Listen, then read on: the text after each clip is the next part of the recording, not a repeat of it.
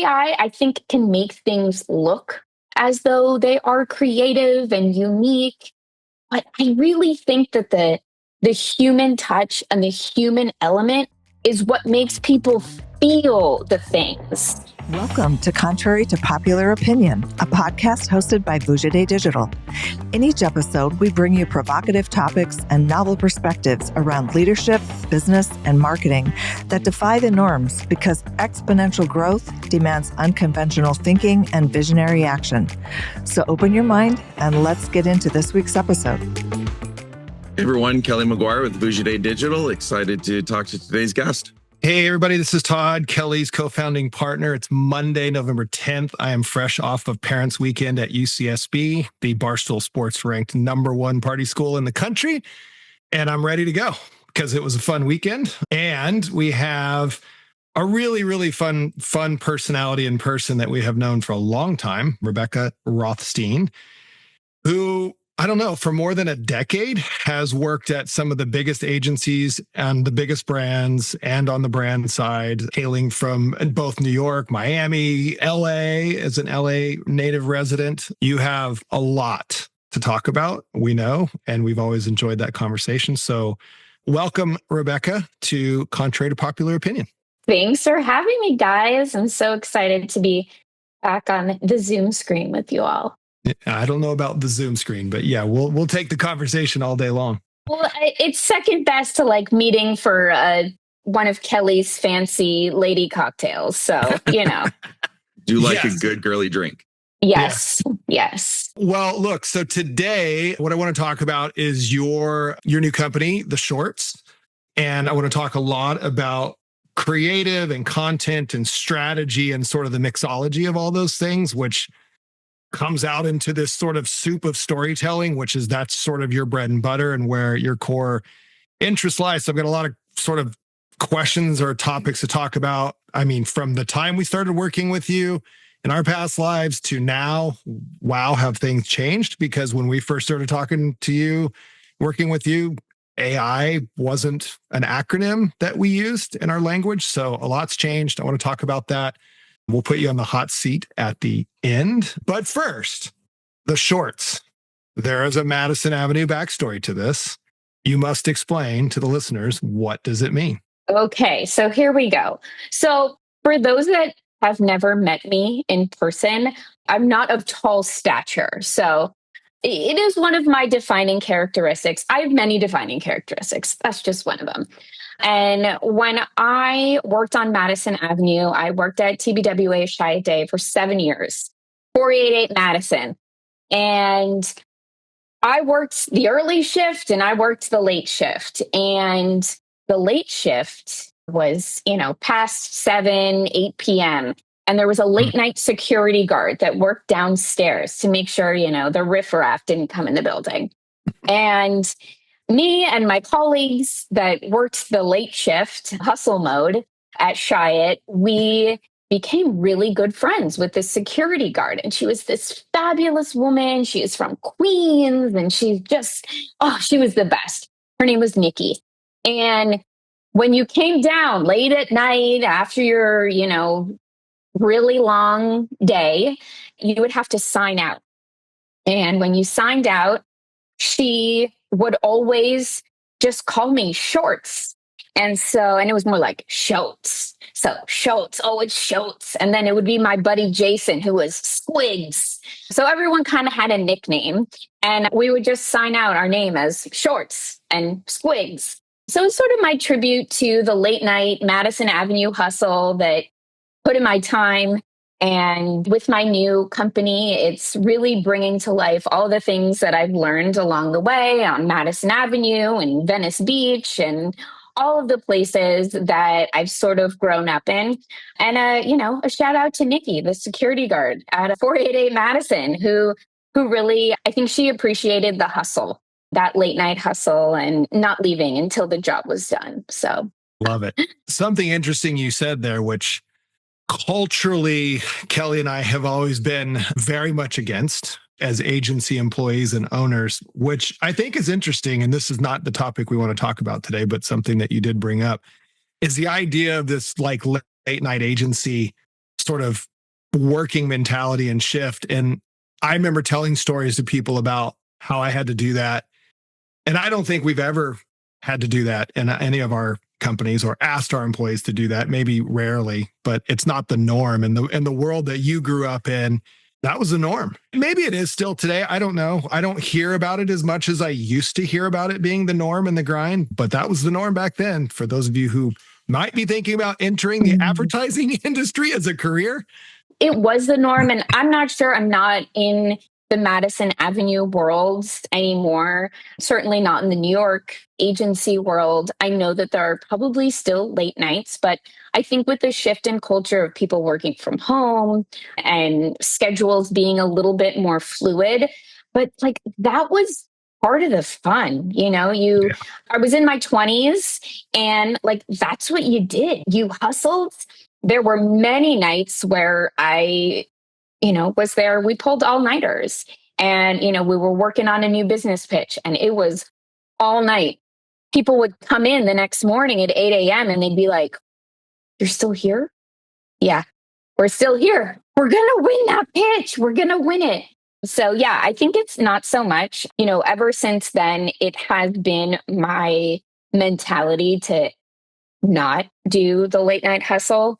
It's not fun. It sucks. But I think that if you really prioritize your day and your workflow and you have the right team in place, which sounds like you guys do because you don't need to do that anymore, you can try and eliminate that late night hustle. But back in the day in the early mid 2000s, that was the hustle. That was the hustle. And your salary was $28,000. I mean, if that. Yeah. So exactly. While you were doing that. Here's to the past. And let's talk about the future, which is completely unknown at this point in time. Kelly and I are having this conversation regularly. But to talk with you today about creative and strategy and content and sort of, again, the mixology of all those things, I think some of the biggest topics we're facing today is human versus machine and human craft versus machine generated craft. So you and Kelly, I'm interested to hear from both of you, especially on the creative side, is taste, is culture, is any of that stuff an advantage, a human advantage? Do you think that there's a machine advantage to taste and culture? How does that work when machines can generate hundreds or thousands of variations of things now? Is it diluting craftsmanship or is it making it better? I'm curious what you think, what you've seen recently in the last maybe 12 months. What is your opinion about this? So I would say that brands and organizations are leaning very heavily into using AI to portray this feeling of being creative and tapping into culture and being funny and being emotional. And I think that AI, this is why we're talking about this, right? Contrary to popular belief, AI, I think, can make things look as though they are creative and unique. But I really think that the human touch and the human element is what makes people feel the things. You can look all you want, but the way that something makes you feel, that's what moves the needle, in my opinion. AI is great. If you need to bang out 50 different ad size units and you need to just go, go, go, yes, all the way. Use AI. Make sure that there is a human looking at it at the end to make sure that everything is as it needs to be and just so. But use that all you want. But I think when it comes to a core idea and making an audience feel something, feel an emotion, that you really need that human touch. You need that human who has experienced that same feeling. I'll give you an example. I've worked on a lot of products that, moms, parents are the shoppers for. And I worked on it before I was a mom, before I had kids, and then afterwards. And I really do think that I'm able to tap into those insights so much easier and with so much more emotion and sensitivity because we have those shared cultural moments, those shared insights with my audience. So I will go out and say, yes, if you need to create 350 different ad sizes, go ahead, use AI. Yes, it's a great tool. When you want to make your audience feel special and feel an emotion, let's put the human touch in there.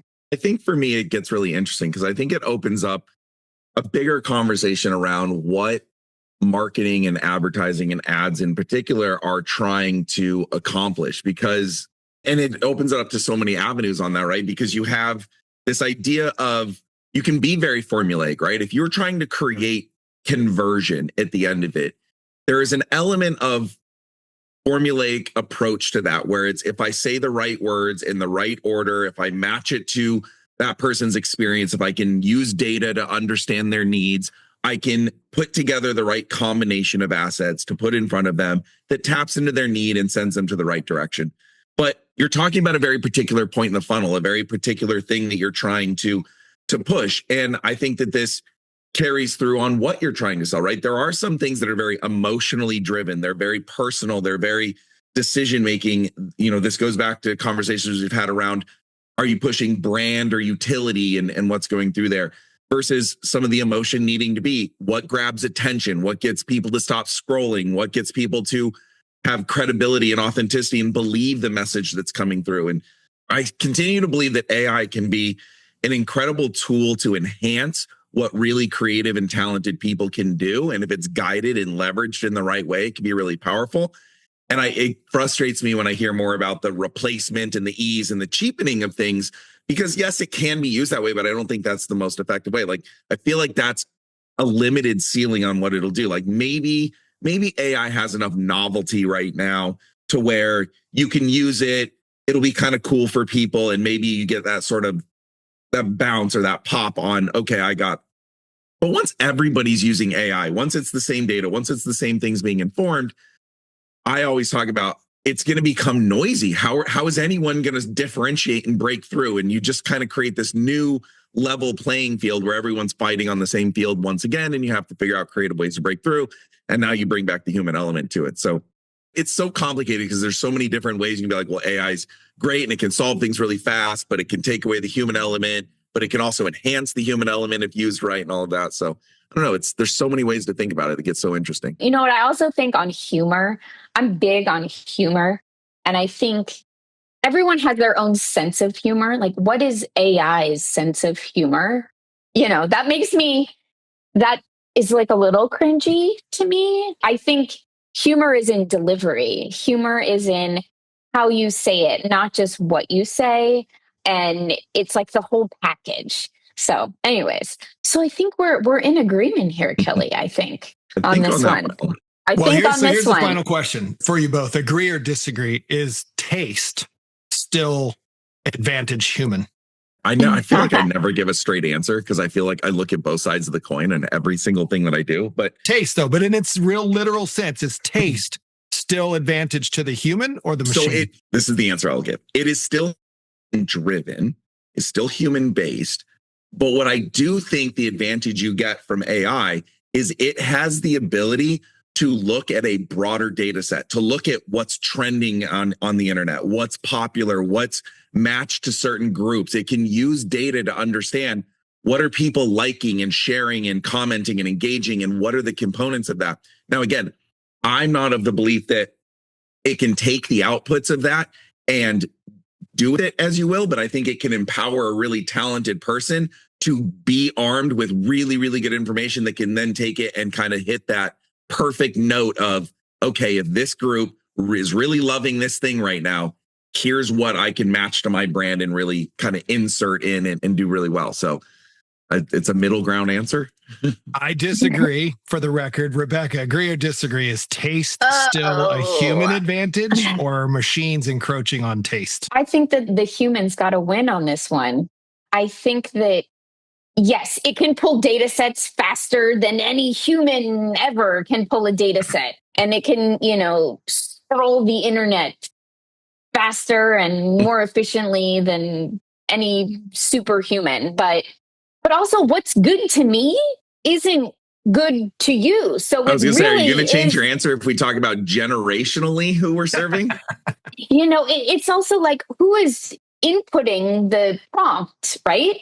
If I'm inputting the prompt one way and you're inputting the prompt another way, you're going to get slightly different results. Also, I don't know. I don't So know. maybe Humans I can aren't dead yet.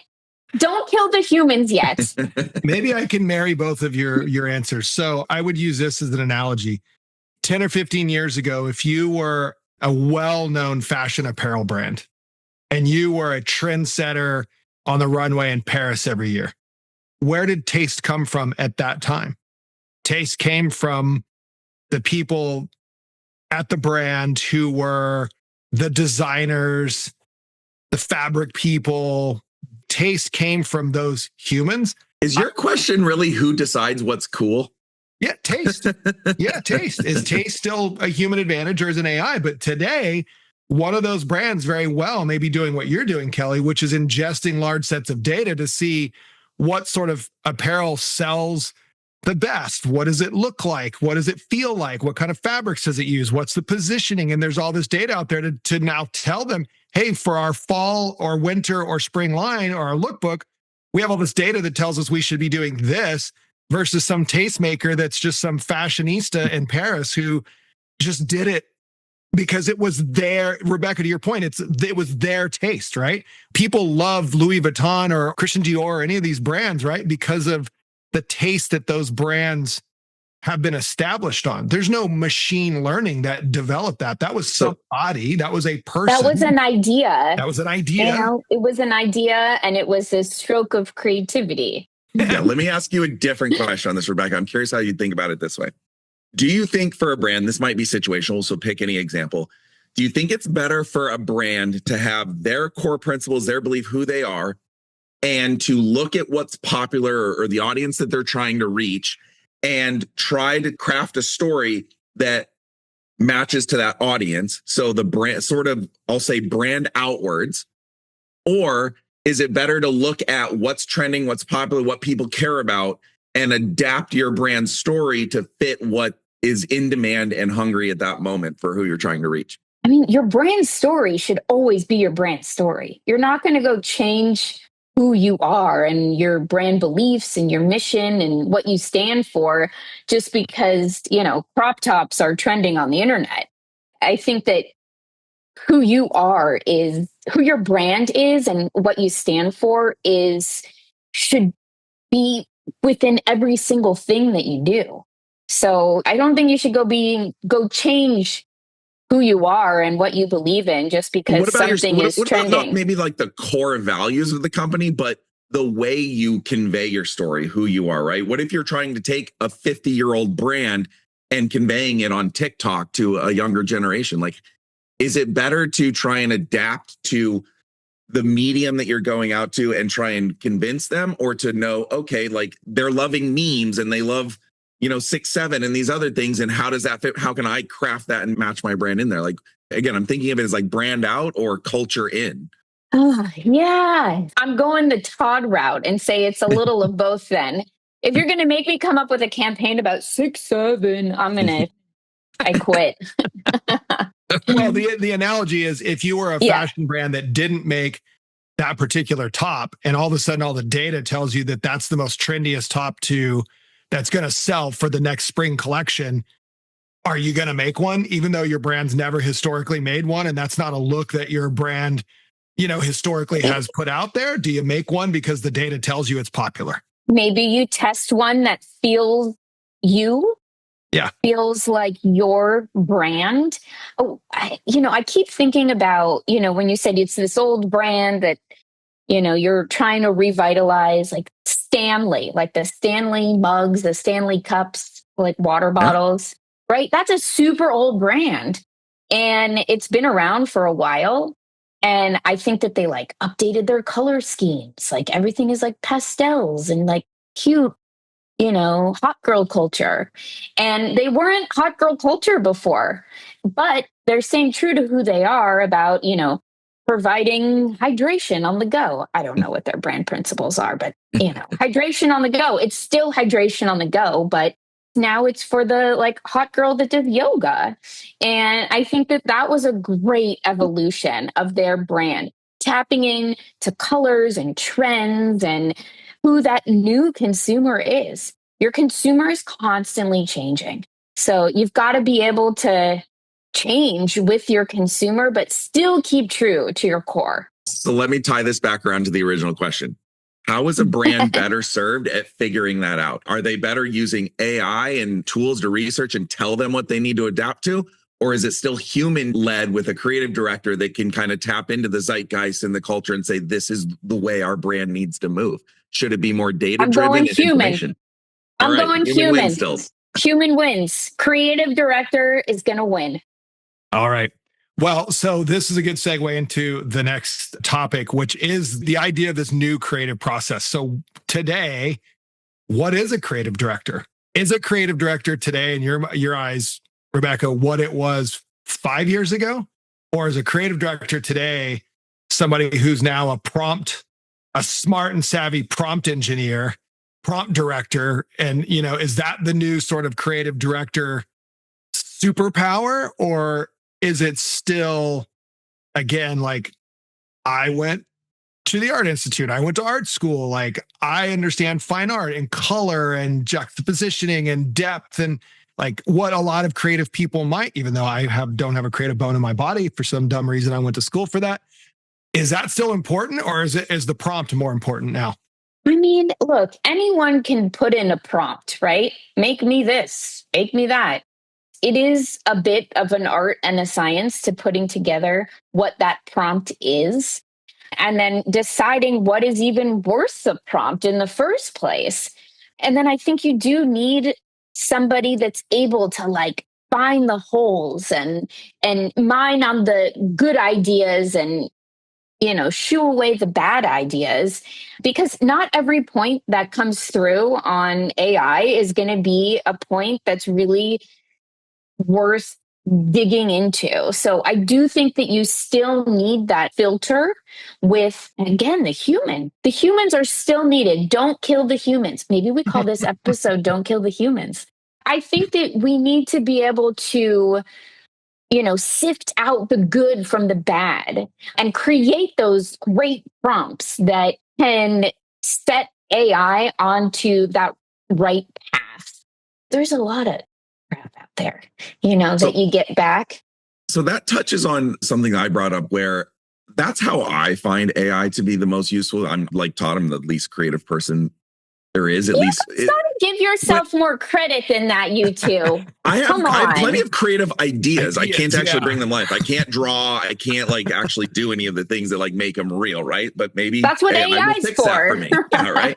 And that kind of brings me to my thought here, which is what I often find AI is really helpful for me is it allows me to explore avenues and exploration things that I don't know exactly how it's going to come out. Like, I use a lot of data sets and I explore and I'm like, what if I was to create this map or model or this analysis and things that would take me days to potentially run down to a dead end and be like, okay, there's nothing here. And so I couldn't afford to do that. But now I can be like, oh, is there something there? And it'll kind of validate or invalidate something. I can take it a little further. It feels like that can be really salient and powerful in the creative world where you can kind of create an idea like, oh, what if the logo looked like this? And instead of spending a day drawing and being like, I don't like that, it's a couple of seconds and then you see it and then it lets you iterate. Like, I like most of this, but if I changed this, and that iteration component and the ability to chase ideas and thought and creative things into, I almost feel like it's an expansion of my brain, right? Like I have little nuggets of ideas.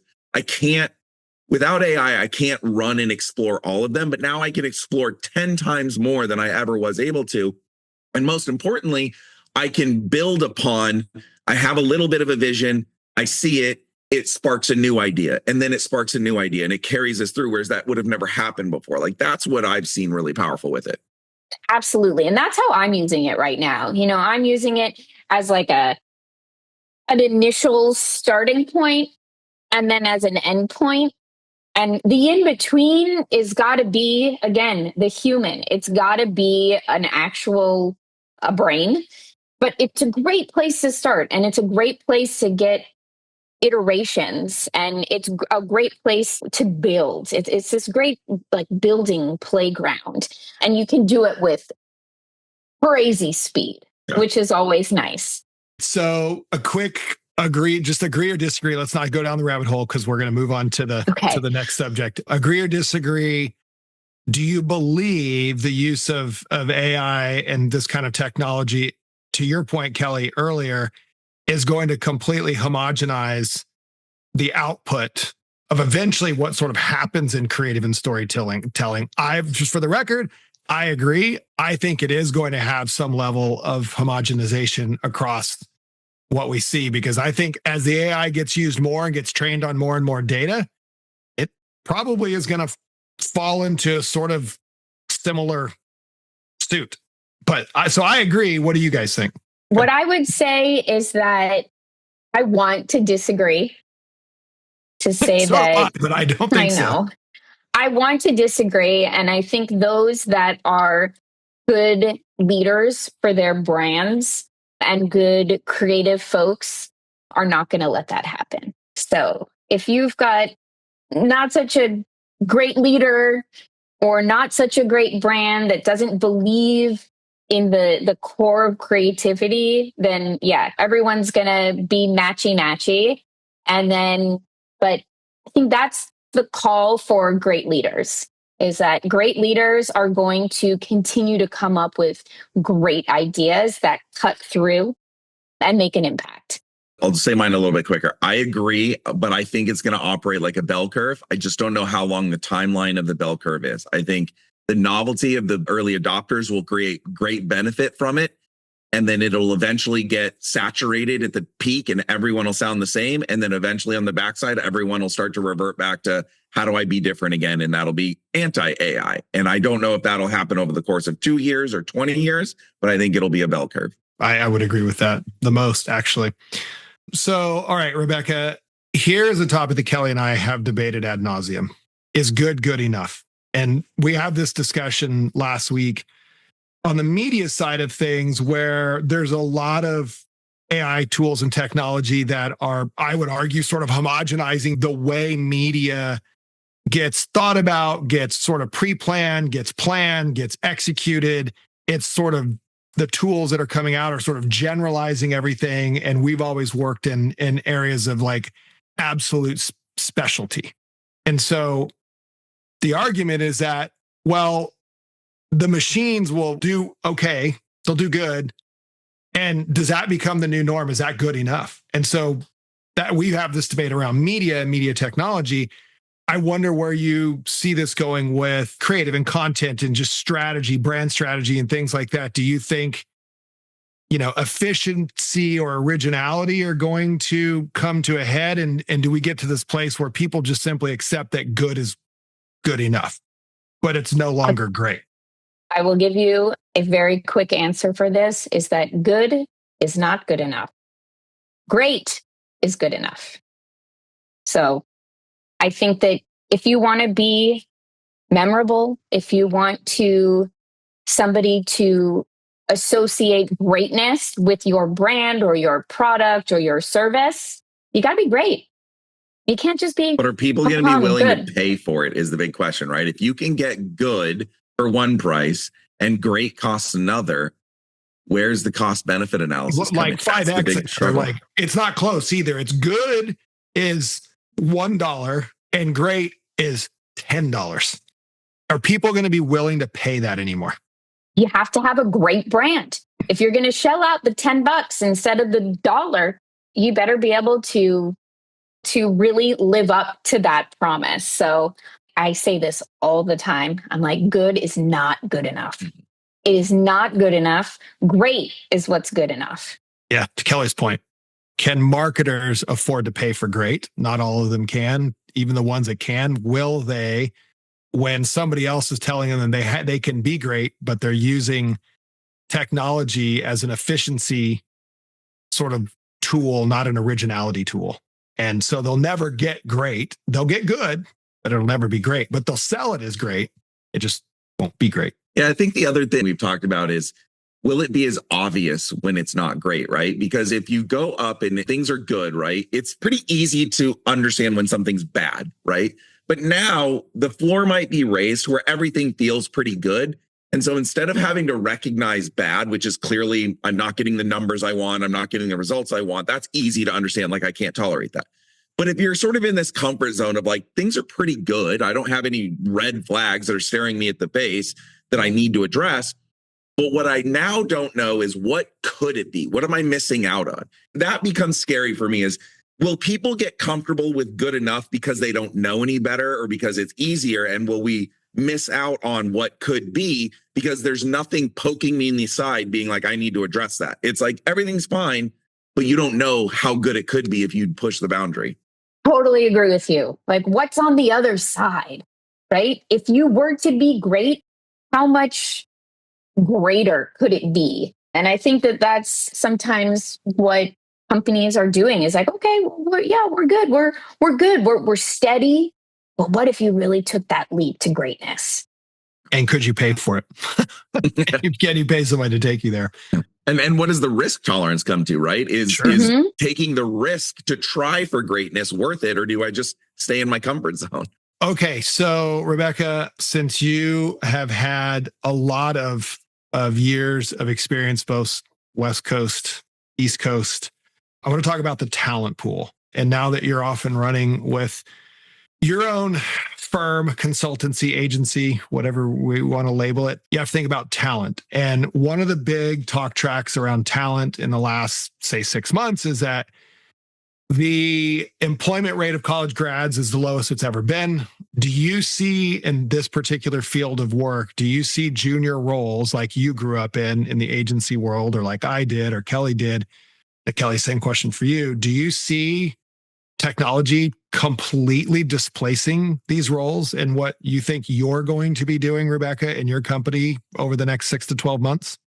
It's a great question. I think that the market is awful out there. I'm on LinkedIn all the time and reading everybody's, posts about the job market and all of that. And like, let's all be real. It's not great out there.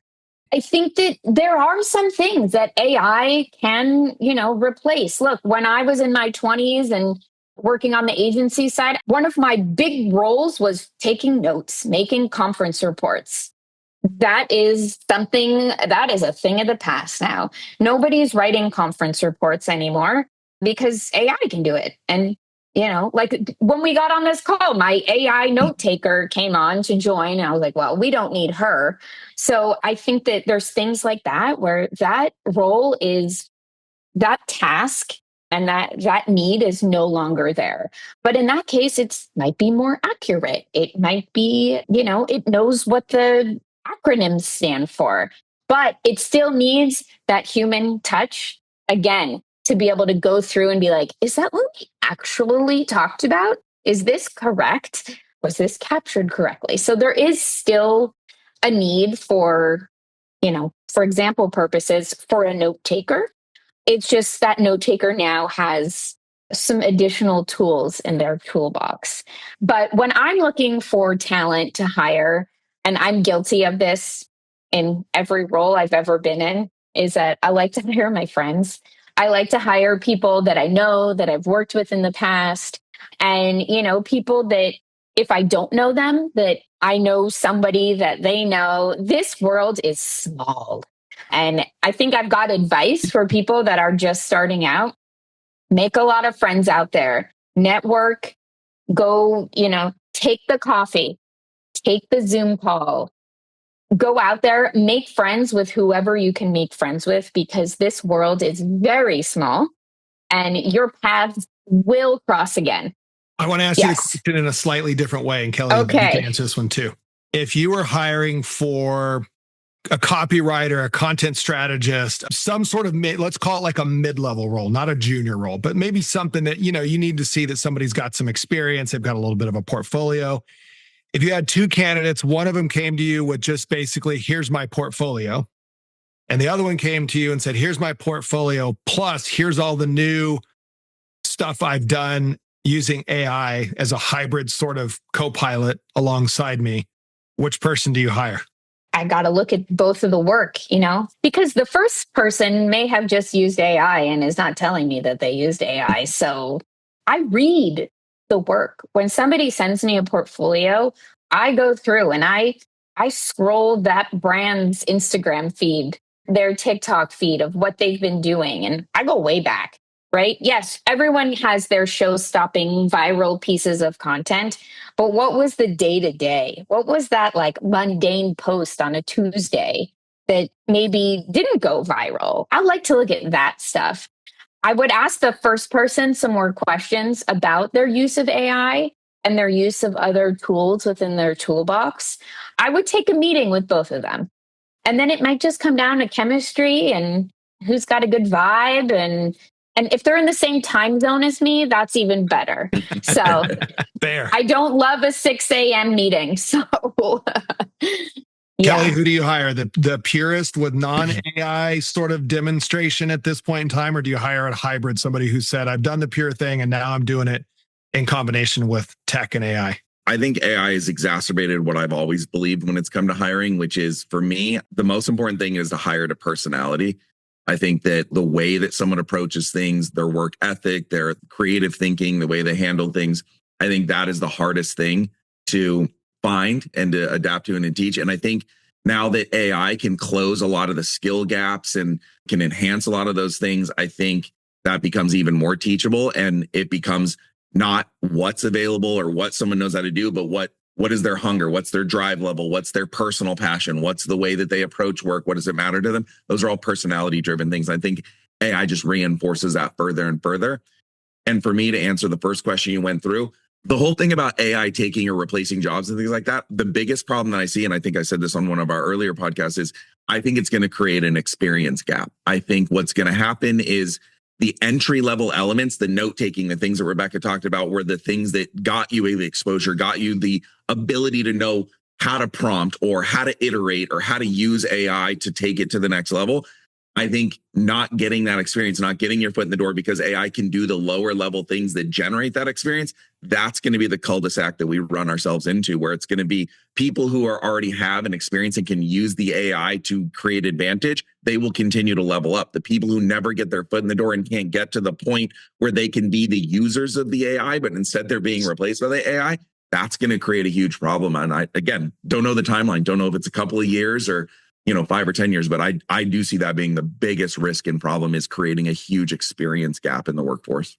The reason why I asked the question is because the most common thing that I hear said today is AI is not going to replace humans in a lot of these types of roles. But as a human, your job risk is competing with another recruit for a position who's better at AI than you are. That's why I asked, do you take somebody who applies for a job that has very little sort of, demonstration of AI knowledge and use, or the same person comes in with the same amount of years of experience, equivalent experience, but also has like a whole, demonstration of AI sort of tech savviness and use. And those are the people that are being sort of set up as the ones that are going to get the job, not the one that didn't take the time to learn AI. I don't think you need an AI expert already. I think you need the person who has shown the passion and the interest and the willingness to begin to use AI and to push it further. So again, it's the personality. You're like, again, you don't already have to be an expert, but if you're the person that's threatened by AI and not willing to look at how it can help you, that's more problematic than, I don't know it yet, but I'm really excited to learn it and I'm already experimenting with it. And this is what I'm going to go figure out how to do. All right, let's wrap up. Rebecca, time to put you in the creative strategy hot seat. All right. I've got 5 themes. I'm going to ask you one or the other, and your answer just is whatever one or the other is. Okay. Typical hot seat routine here. So thinking from your creative sort of direction, strategy direction, all of that stuff you've been exposed to. The first one is conceptual or copy first? Concept or copy first? Concept. Love it. AI, friend or threat? Don't kill the humans.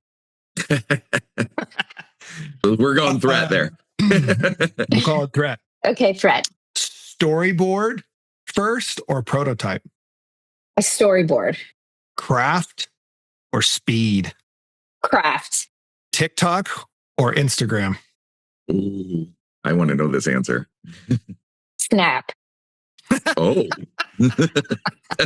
Nah. What I will say, for me personally, it's Instagram. For my audience, for business owners that I'm looking to work with, heads of marketing that I'm looking to work with, it's Instagram.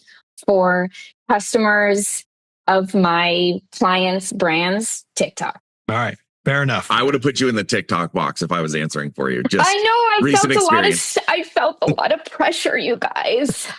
I'm That's why it's called the sweating hot seat. now. I'm That's why it's called sweating. the hot seat.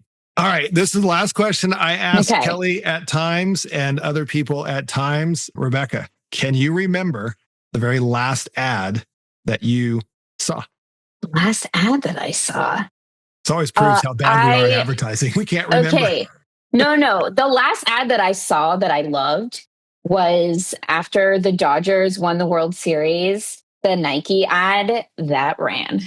All right. That was a good one. Good on Yes, Nike. it was. Go Dodgers. Rebecca, I think we should just have you on as a regular because there's so much we could talk to you about and get your opinions on. I would be love that. helpful. So thanks for the first show, and we'll share this out, and you can share this out with everyone that you know. And thanks for joining, and we will definitely have you back. Yes. Thank you, guys. Thank you. Thanks so much. Next time, Bajan will need to join us. But if anyone wants to follow me and the shorts in my little corner of the internet, making an ass of myself, feel free. It's Hello Shorts MKT.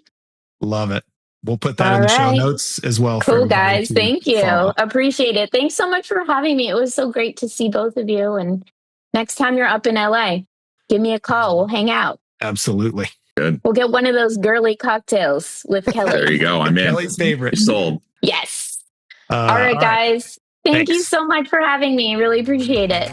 Thanks for listening to Contrary to Popular Opinion, where we challenge you to think independently, push the limits, and take uncommon action so you can achieve game-changing results in your business and your life. To stay up to date with our latest episodes, be sure to click the follow or subscribe button now. Thanks again for listening. See you next time.